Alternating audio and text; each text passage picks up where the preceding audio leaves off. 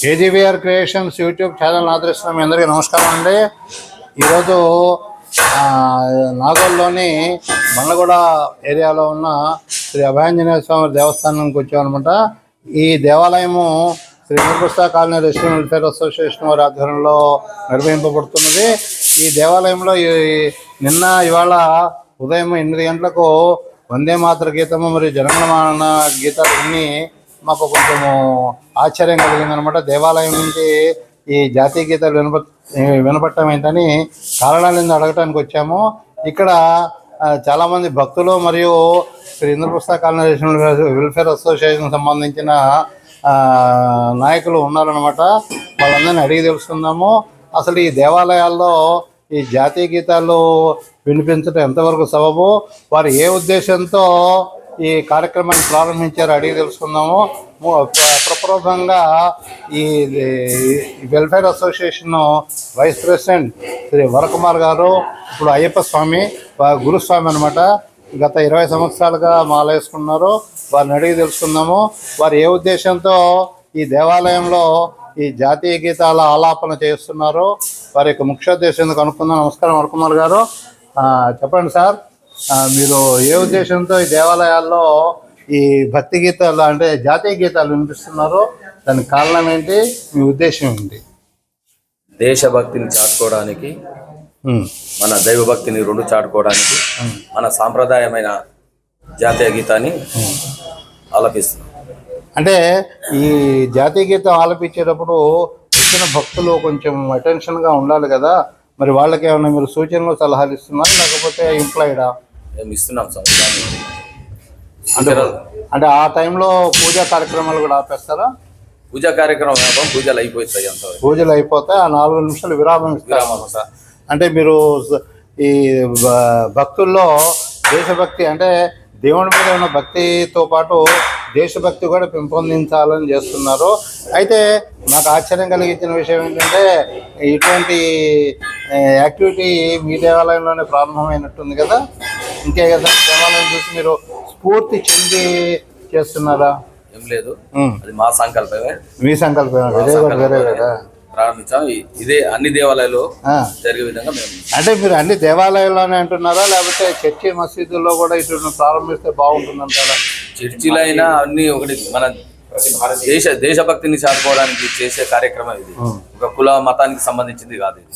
ఇప్పుడు ఈ విషయంపై ఈ అసోసియేషన్ యొక్క జనరల్ సెక్రటరీ శ్రీ హరిబాబు గారిని అడిగి తెలుసుకుందాము. ఈ హరిబాబు గారి గురించి చెప్పాలంటే ఆయన మిలిటరీలో కూడా సర్వీస్ చేస్తున్నారనమాట. ఈ సంవత్సరం రిటైర్ అవుతున్నారు. మిగతా విషయాలు ఆయన తెలుసుకున్నాం. నమస్కారం హరిబాబు గారు, మీరు మిలిటరీలో సేవ చేసి వచ్చారు కదా, ఆర్మీనా మిలిటరీనా? ఆర్మీలో చేసి వచ్చారు కదా, మీరు ఈ దేవాలయ కార్యక్రమాలు కూడా చేస్తున్నారు, చాలా అందరికి ఆదర్శంగా నిలుస్తున్నారు. మరి ఈ దేవాలయంలో జాతీయ గీత ఆలాపన చేయిస్తున్నారు నిన్నటి నుంచి మేము కూడా విన్నామన్నమాట. మేము కూడా ఈ వాస్తవ్యండి కాబట్టి నాకు ఆశ్చర్యం కలిగింది అనమాట. ఎందుకంటే ఇట్లా దేవాలయం నుంచి జనరల్గా భక్తి గీతాలు వినపడతాయి కానీ ఈ జాతీయ గీతాలు వినపడటం అనేది ప్రప్రథమంగా మేము చూస్తున్నాము. దానికి కారణం ఏంటి, మీరు ఏ ఉద్దేశంతో స్టార్ట్ చేశారో, మీరు దీనికి మరి గవర్నమెంట్ నుంచి ఏమైనా పర్మిషన్ తీసుకున్నారో, అవసరం ఉందా లేదా? లేదండి, మన దేశం మన జాతీయ గీతాన్ని పాడుకోవడానికి ఎవరు పర్మిషన్ అవసరం లేదు. ఎక్కడైనా పాడుకోవచ్చు, ఏ టైంలోనే పాడుకోవచ్చు. కాకుంటే ఏంటంటే దైవభక్తితో పాటు మన దేశభక్తి కూడా మనకు ఉండాలి. దేశం అంటే ఈ సమాజము దేశము కాబట్టి సమాజ సేవ చేసుకుంటూ ఈ విధంగా మన దేశం గురించి మన దేశభక్తి గురించి చాటుకోవడానికి మన జాతీయ గీత ఆలాపనే మనకి ఇది. దైవభక్తిని చాటుకోవడానికి మనం భజనలు చేస్తాం. ప్రతి శనివారం ఇక్కడ భజన జరుగుతుంది.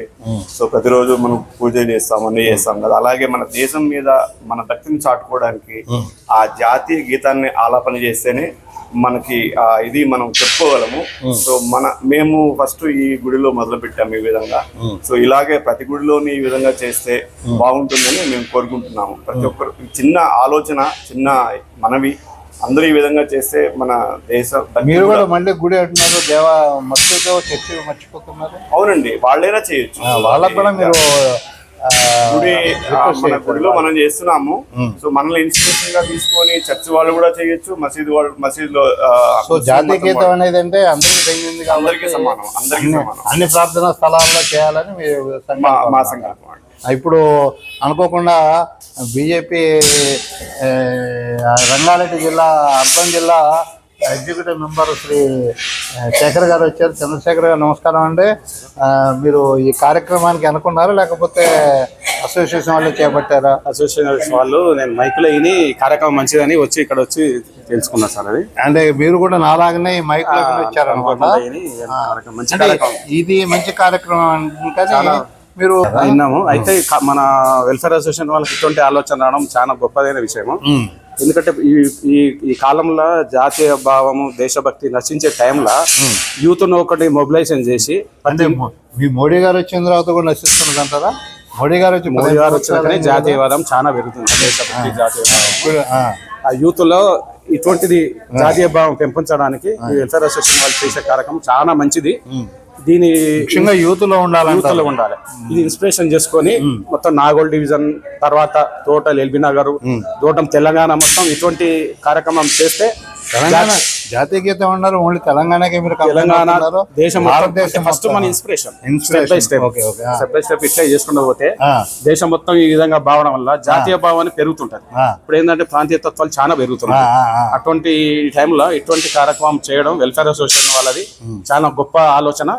ఇది దీనికి కట్టుబడి మెల్లమెల్లగా ఇన్స్పిరేషన్ చేసుకొని మొత్తం ఈ దేశం మొత్తం వ్యాపించాలని కోరుకుంటున్నాం. సరే, ఇక్కడ ఆలయ పూజారి శ్రీధర్ శర్మ గారిని కూడా అడిగి తెలుసుకుందాము.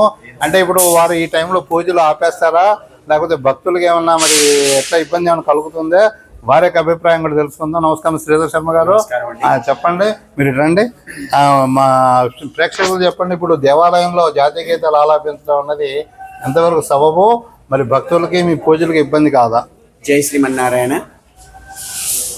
ధనుర్మాసంలో ఒక కొత్త కార్యక్రమాన్ని మన సిప్రా శ్రీంద్రప్రస్థ కాలనీ అసోసియేషన్ వారు కొత్తగా ప్రవేశపెట్టినటువంటి మాతృగీతాలాపన అనేటువంటి కార్యక్రమం చాలా బాగుంది.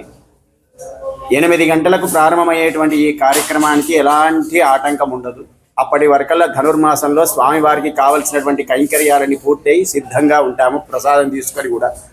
కాబట్టి ఇలాంటి కార్యక్రమాన్ని జరపడం అనేటువంటిది చాలా ఉత్తమమైనది. ఎందుకంటే ఇప్పుడు వస్తున్నటువంటి తరానికి జాతీయ గీతం వినబడుతుంది, బండ్ల మీద వెళ్ళిపోతున్నారు, ఏదో యాదృచ్ఛికంగా అన్నట్టే పోతుంది. కానీ ఇది ఒక మన దేశానికి సంబంధించిన గీతము. దీన్ని ఆలపిస్తే మనలో ఉండేటువంటి శక్తియుక్తులు బయటకు వస్తాయి. తద్వారా మనం అంటే ఏమిటో అనేది తెలుస్తుంది.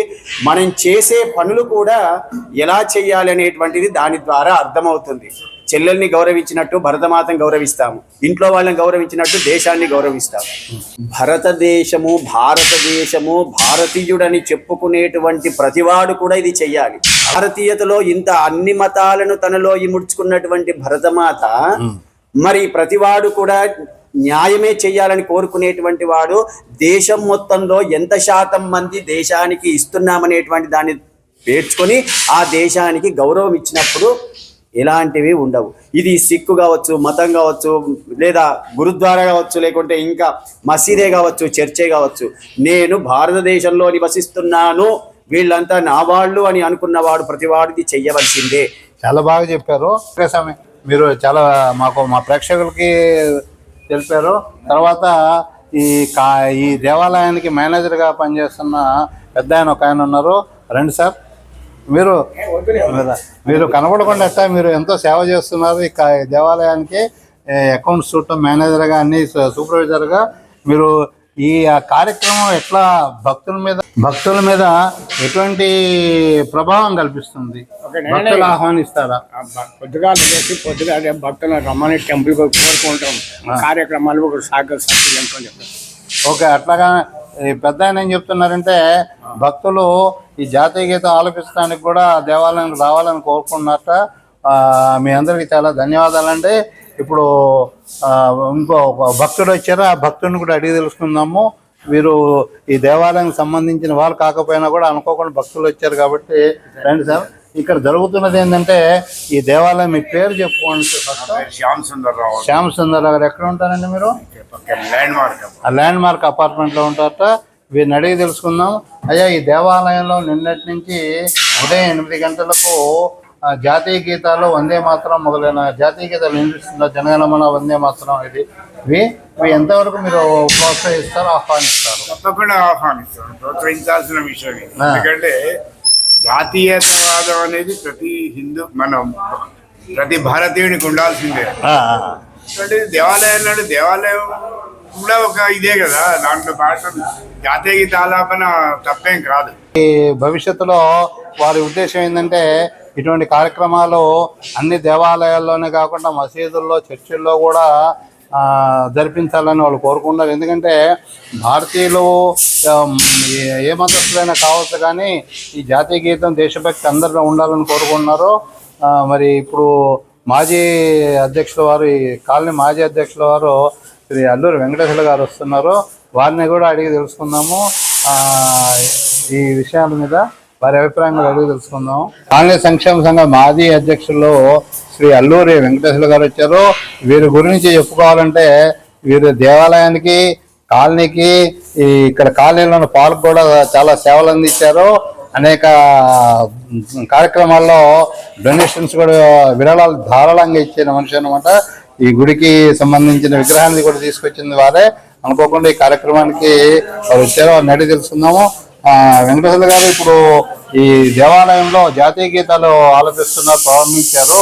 ఇది ఎంతవరకు మీరు సమర్థిస్తారు? ఇది చాలా సంతోషకరమైన విషయం అండి.